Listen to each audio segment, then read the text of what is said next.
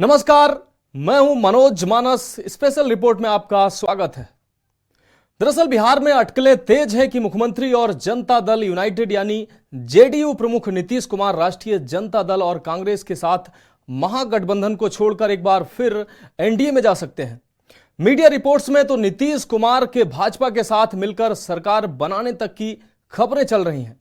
हालांकि बिहार जेडीयू प्रमुख उमेश सिंह कुशवाहा ने इन खबरों को केवल कयास बताया है और कहा है कि उनकी पार्टी अभी भी महागठबंधन का हिस्सा है और इसमें कोई भ्रम नहीं है। बयान कुछ भी दिए जा रहे हों, लेकिन जिस प्रकार के हालात बिहार में दिखाई दे रहे हैं उससे यह साफ है कि जल्द ही कुछ चौंकाने वाले परिणाम सामने आ सकते हैं, क्योंकि 2024 के आम चुनाव नजदीक हैं और बीजेपी किसी भी सूरत में यूपी और बिहार में किसी भी प्रकार की गुंजाइश नहीं रखना चाहती है जिससे कि उसे नुकसान हो। अहम बात यह है कि अगर नीतीश एनडीए में शामिल हो जाते हैं तो बिहार की सियासत में कैसी उथल पुथल मचेगी। देखिए स्पेशल रिपोर्ट।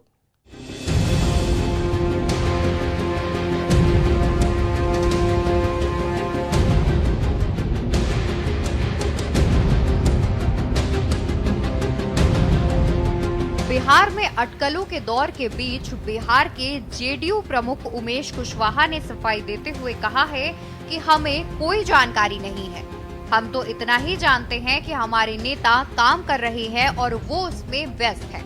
उमेश कुशवाहा ने कहा, हमारे नेता विपक्षी एकता के सूत्रधार हैं। उन्होंने सभी विपक्षी दलों को एक जगह लाने का काम किया, तभी इंडिया गठबंधन ने अपना आकार लिया। जो हमारे नेता चाह रहे थे कि जल्द से जल्द सीटों का बंटवारा हो, तो उस पर कांग्रेस को सोचना चाहिए, उनको आत्ममंथन करना चाहिए। वहीं कुछ दिनों पहले डिप्टी सीएम तेजस्वी यादव ने नीतीश को लेकर सब कुछ ठीक होने की बात कही थी। यहां तक कहा था कि नीतीश के नेतृत्व में चुनाव लड़ेंगे। इसके बाद बीजेपी नेता सुशील मोदी के बयान ने हलचल मचा दी। मोदी ने कहा कि राजनीति में किसी के लिए दरवाजे बंद नहीं होते। इस बयान से आमंत्रण का इशारा साफ झलकता दिखाई दिया। बिल्कुल सब ठीक है, सब चीज ठीक ठाक है। अब हम तो कहेंगे मीडिया के साथी से कि इस तरह का कयास, चाहे कयासबाजी लगाना बंद कर दीजिए। कहीं भी किसी प्रकार के, हमारे नेता तो दिन रात देश की माने बिहार की तरक्की के लिए, 13 करोड़ जनता के लिए सोचते रहते कि उसका तरक्की कैसे हो। काम करते, काम में विश्वास करते हैं। परिवारवाद पर बोलने का अधिकार तो हम समझते हैं कि पूरे स्वतंत्र भारत में एक नेता, हमारे नेता नीतीश कुमार जी हैं, जिनको बोलने का अधिकार है परिवारवाद पर। उनके परिवार के बारे में आप जानते हैं, तो खुद में ठीक ही कहा है। तो परिवारवाद तो देश के राजनीति के लिए गलत ही है, तो हानिकारक ही। वो आरजेडी के न कोई महत्वपूर्ण पद पर हैं और न कोई प्रवक्ता हैं, तो हम लोग उनकी बातों को नोटिस नहीं लेते। हम लोग सम्मानजनक सीटों पर लड़ेंगे। जदयू लड़ेगी जहां, वहां आरजेडी भी लड़ रही है। मतलब समझ रहे हैं, हम जदयू के साथ हैं, जदयू हमारे साथ है, मजबूती के साथ। ये महागठबंधन चुनाव लड़ेगा, कोई पार्टी चुनाव नहीं लड़ेगी। और नीतीश जी के नेतृत्व में हम लोग जो है काम कर रहे हैं। गौरतलब है कि इससे पहले नीतीश कुमार कह चुके हैं कि वो एनडीए में वापस नहीं जाएंगे और भाजपा भी ये कह चुकी है कि नीतीश कुमार का एनडीए में स्वागत नहीं है। इसी सप्ताह नीतीश कुमार ने बिहार के पूर्व मुख्यमंत्री कर्पूरी ठाकुर की जयंती पर श्रद्धांजलि देते समय बिना किसी का नाम लिए कहा था कि कर्पूरी ठाकुर अपने परिवार का पक्ष नहीं लेते थे, लेकिन आज लोग परिवार को आगे बढ़ाने में लगे हैं। इसके बाद ये कयास लगाए जाने लगे थे कि वो महागठबंधन से बाहर जा सकते हैं। नीतीश कुमार साल 2014 के लोकसभा चुनाव से पहले साल 2013 में एनडीए से अलग हुए थे। बाद में उन्होंने आरजेडी और कांग्रेस के साथ मिलकर महागठबंधन बनाया। 2017 में वो महागठबंधन से अलग होकर फिर से एनडीए में शामिल हुए। बाद में वो एनडीए से नाता तोड़कर फिर महागठबंधन में आए। अब एक बार फिर एनडीए में उनकी वापसी के कयास लग रहे हैं। इतनी बार पाला बदलने के कारण मीडिया के कई हलकों में उन्हें पाला बदलने वाले तक की उपाधि दी गई है। रामनाथ ठाकुर जी को भी फोन कर दिए प्रधानमंत्री जी, तो हमको सब यही फोन किए हैं, तो हमको तो खुशी है। हमको तो फोन नहीं किए हैं, लेकिन सब प्रेस के माध्यम से हम भी उनको बधाई दे देते हैं कि इतने दिनों से हम लोग मांग कर रहे थे। आप ये सब चीज मत कहिएगा कि हम लोगों की मांग थी, आप खुद दे कहिएगा कि वही कर दिए हैं, लेकिन तब भी आपको हम बधाई देते हैं। लेकिन हम लोग तो शुरू से करते रहे, और जननायक कर्पूरी ठाकुर जी के सब काम को, आज जननायक कर्पूरी ठाकुर जी अपने किसी परिवार को कुछ करते थे। आजकल लोग परिवार का लोग कितना करते रहता है, नेता बनता है। और जब उतने बड़े नेता थे, वो अपने किसी लड़के को करने नहीं तो चले गए, तभी हम इनको, जो रामनाथ ठाकुर जी को, जब वो चले गए तो हम ही लोग रामनाथ ठाकुर जी को आगे बढ़ाए।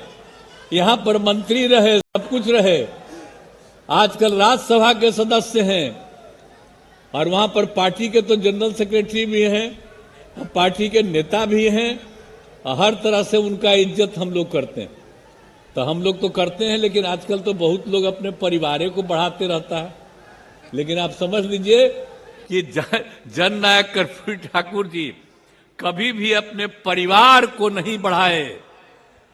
और एक ही बात जान लीजिए कि जननायक कर्पूरी ठाकुर जी से ही सीख करके हमने भी अपने किसी परिवार को आज तक नहीं बढ़ाया है, यह पक्का जान लीजिए। हम और लोगों को बढ़ावा देते हैं।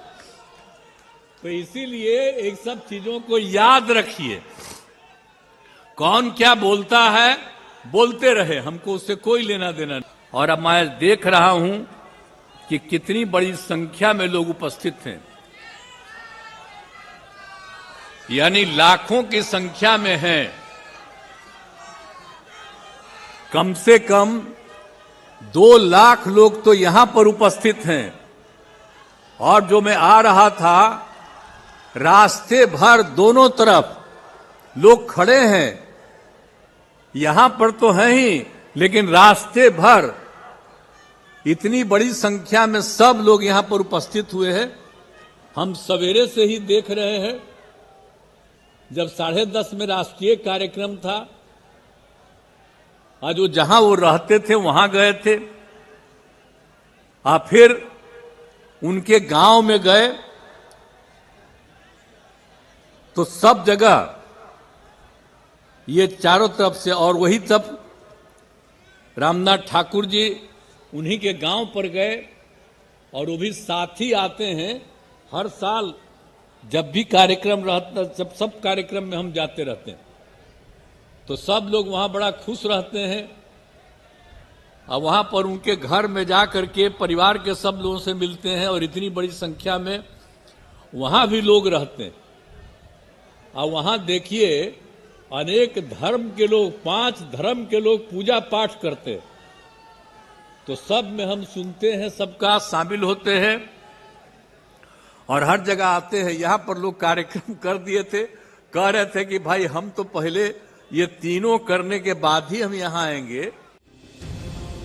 राहुल गांधी की भारत जोड़ो न्याय यात्रा की शुरुआत से ठीक पहले जेडीयू नेता केसी त्यागी ने बीबीसी से बातचीत में चिंता जताई थी कि दिल्ली में राहुल गांधी की अनुपस्थिति का इंडिया गठबंधन के दलों के बीच सीट शेयरिंग को लेकर हो रही बातचीत पर असर पड़ सकता है। इसके बाद नीतीश कुमार ने बिहार के पूर्व मुख्यमंत्री कर्पूरी ठाकुर की जयंती पर उन्हें श्रद्धांजलि देते हुए वंशवाद की राजनीति पर निशाना साधा था। मीडिया में इसे लालू परिवार पर निशाने के तौर पर देखा गया। हालांकि जनता दल यूनाइटेड ने इसे इनकार किया था, लेकिन बीते सालों में ये देखा गया है कि चाहे बीजेपी हो या फिर आरजेडी, दोनों ही पक्षों के लिए नीतीश कुमार ने खुद को प्रासंगिक बना कर रखा है। कहा जाता है कि बिहार में जब तक कोई दल किसी दूसरे का साथ न ले, तब तक सरकार नहीं बना सकता है। नीतीश ने दोनों ओर से मौके खुले रखे हैं, राजद के लिए भी और भाजपा के लिए भी।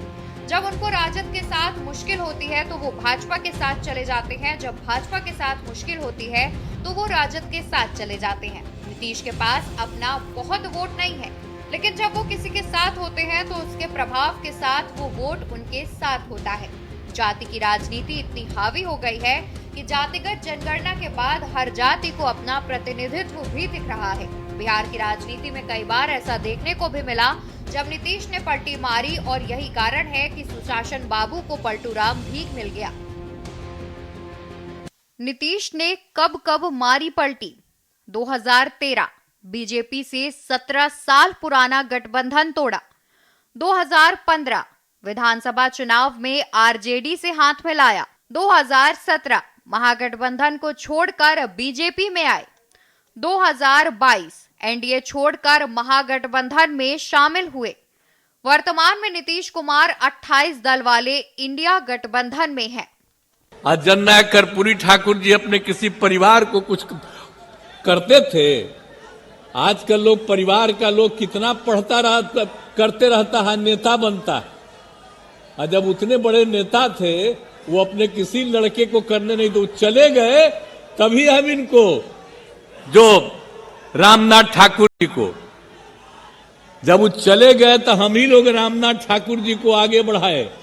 यहां पर मंत्री रहे, सब कुछ रहे। आजकल राज्यसभा के सदस्य हैं और वहां पर पार्टी के तो जनरल सेक्रेटरी भी हैं, पार्टी के नेता भी हैं। हर तरह से उनका इज्जत हम लोग करते हैं। तो हम लोग तो करते हैं, लेकिन आजकल तो बहुत लोग अपने परिवार को बढ़ाते रहता है। लेकिन आप समझ लीजिए कि जननायक कर्पूरी ठाकुर जी कभी भी अपने परिवार को नहीं बढ़ाए। और एक ही बात जान लीजिए कि जननायक कर्पूरी ठाकुर जी से ही सीख करके हमने भी अपने किसी परिवार को आज तक नहीं बढ़ाया है। यह पक्का जान लीजिए। हम और लोगों को बढ़ावा देते हैं। तो इसीलिए एक सब चीजों को याद रखिए। कौन क्या बोलता है, बोलते रहे, हमको उससे कोई लेना देना नहीं। नीतीश कुमार के राजनीतिक सफर की बात की जाए तो उन्होंने अपनी राजनीति का सफर लालू यादव और जॉर्ज फर्नांडिस के साथ शुरू किया था। इसकी शुरुआत 1974 के छात्र आंदोलन से शुरू हुई थी। 1990 में लालू प्रसाद यादव जब बिहार के मुख्यमंत्री बने तब नीतीश कुमार उनके अहम सहयोगी थे। लेकिन जॉर्ज फर्नांडिस के साथ उन्होंने 1994 में समता पार्टी बना ली थी। पहली बार 1995 में नीतीश कुमार की समता पार्टी ने लालू प्रसाद यादव के राज के जंगल राज को मुद्दा बनाया था। इसी मुद्दे पर विपक्ष ने 2000 और 2005 का चुनाव लड़ा। 2005 में नीतीश कुमार के नेतृत्व में सरकार बनाई। शुरुआती सालों में ईमानदार और सुशासन बाबू की छवि वाली नीतीश कुमार खुद को लालू यादव के खिलाफ एक ठोस विकल्प बनाने में कामयाब रहे। साल 2005 से 2010 में उन्होंने जो काम किया उसी वजह से राज्य में उनका नाम हुआ। चाहे वो कोई जाति, समुदाय, पार्टी या समाज हो, वो अपने स्तर पर 12 से 13% वोट लाते रहे हैं। बहुत सारे वामपंथी सोच वाले लोग उनके पास इन्हीं कारणों से गए। लालू के खिलाफ विकल्प बनने पर उन्हें जो जगह मिली वो जगह अभी भी है, चाहे वो जगह कम ही क्यों ना हो गई हो। नीतीश कुमार ने बिहार के अत्यंत पिछड़े समुदाय और दलितों का एक बड़ा वोट समूह बनाया और इस समूह ने लगातार उनका साथ दिया। 2007 में नीतीश कुमार ने दलितों में भी सबसे ज्यादा पिछड़ी जातियों के लिए महादलित कैटेगरी बनाई। इनके लिए सरकारी योजनाएं लाई गई। नीतीश खुद कुर्मी जाति से आते हैं। अटकलों के बीच केसी त्यागी ने भी विराम लगाते हुए इन्हें अफवाह करार दिया था। वहीं बिहार के पूर्व सीएम जीतन राम मांझी ने इससे पहले खेल होने का दावा किया था।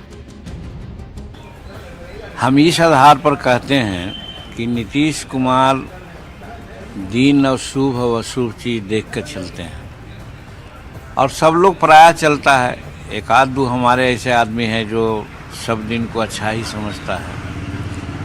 तो 22 तारीख के बाद एक अच्छा मुहूर्त माना जाता है भारत में और हिंदू सीएम में। नीतीश कुमार बहुत पहले बोल चुके थे अपने सारे विधायकों को कि 20 से 25 तक के रहना है, बना रहना है पटना में। तो उस आधार पर और भी पार्टियां अपना सतर्क होकर के काम किया है। हमने भी अपने सभी विधायकों को कहा था कि साहब 20 के बाद राजधानी में रहना है। तो सभी विधायकों को अलर्ट रखने का मतलब ही होता है कि कोई न कोई राजनीतिक निर्णय लेंगे। इस आधार पर हमने कहा था कि 20 तारीख के बाद 25 तारीख तक या 30 तारीख तक बिहार में कुछ न कुछ होगा और उसका आप देख रहे हैं। इंडिया गठबंधन सलामत है। जेडीयू पार्ट है। सर एनडीए में जाएंगे नीतीश जी? अभी कुछ ऐसा नहीं सर, लगातार चर्चा ये चल रही है। मुलाकात हुई है सर? मेरा 4 दिन से रिजर्वेशन है। इसी जहाज में कौन बैठा कौन नहीं बैठा है ये तो बैठने वाले थे। फ्लाइट में मुलाकात तो होगी, फ्लाइट में सर मुलाकात तो होगी, दुआ सलाम तो होगी। 100 कुछ लोगों से मुलाकात थी। अच्छा, रोहिणी आचार्य ने ट्वीट कर दिया, सीधा हमला किया सर नीतीश जी के ऊपर, सर नीतीश जी के ऊपर सीधा हमला किया है रोहिणी आचार्य ने, लालू जी की बेटी ने। सर ऐसा बच्चों के कमेंट्स पर हम कमेंट नहीं करते।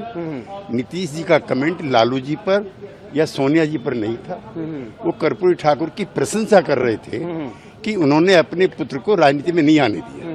किसी को चुपता है, उन्होंने कहा राज्य हित में कुछ भी फैसला लेंगे। एक मिनट रुक जाओ।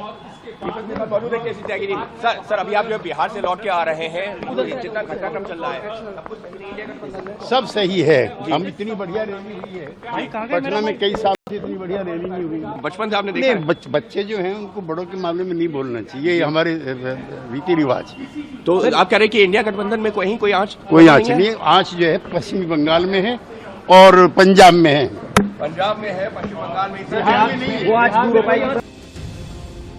राजद के साथ जदयू की तकरार की अपनी कुछ वजहें हैं। जैसे बिहार में राजद ने दबाव बनाना शुरू किया था कि मुख्यमंत्री तेजस्वी को बना दीजिए और आप केंद्र की राजनीति देखिए। 2019 लोकसभा चुनाव में जदयू ने भाजपा के साथ चुनाव लड़ा और पार्टी ने 17 सीटों पर उम्मीदवार खड़े किए।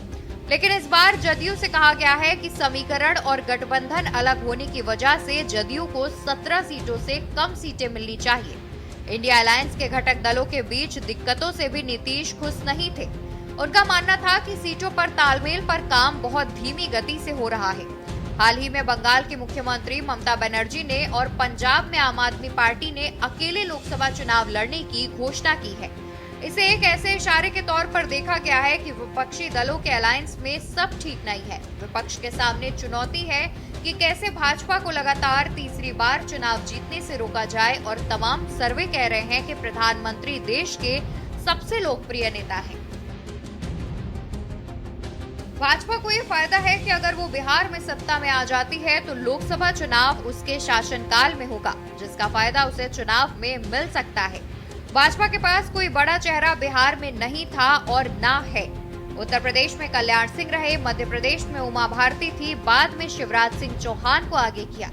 उस तरह का चेहरा बिहार में नहीं रहा। लेकिन अब बिहार में बड़ा फेरबदल बीजेपी के पक्ष में माहौल बना सकता है। प्रबुद्ध चौहान, स्पेशल डेस्क, के न्यूज इंडिया।